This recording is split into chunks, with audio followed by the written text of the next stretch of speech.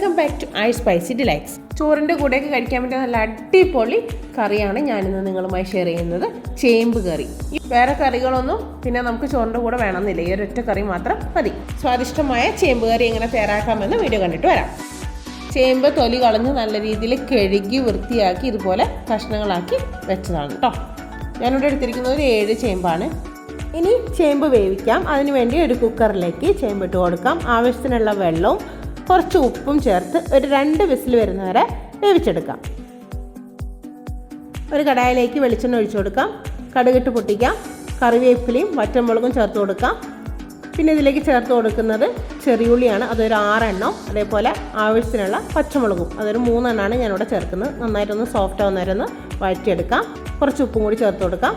1 teaspoon മുളക് പൊടിയും 1/2 teaspoon മഞ്ഞൾപ്പൊടിയും ചേർത്ത് കൊടുക്കാം. പച്ചവെള്ളം മറന്നേരം മിക്സ് ചെയ്ത് കൊടുക്കാം. ഇനി ഇതിലേക്ക് നമ്മൾ കുക്ക് ചെയ്ത് വെച്ചിട്ടുള്ള ചേമ്പ് ചേർത്ത് കൊടുക്കാം. നന്നായിട്ട് മിക്സ് ചെയ്യാം. നന്നായിട്ടൊന്ന് തിളക്കട്ടെ. നല്ല ടേസ്റ്റി ആയിട്ടുള്ള ചേമ്പ് കറി ഇവിടെ റെഡി ആയിട്ടുണ്ട്. ചോറിൻ്റെ കൂടെ പറ്റിയൊരു കോമ്പിനേഷനാണ് ചേമ്പ് കറി. ചേമ്പ് കറീൻ്റെ കൂടെ നമുക്കിനി വേറൊരു സൈഡ് ഡിഷ് വേണമെന്നില്ല, ഈ ചേമ്പ് കറിയും ചോറും മാത്രം മതി.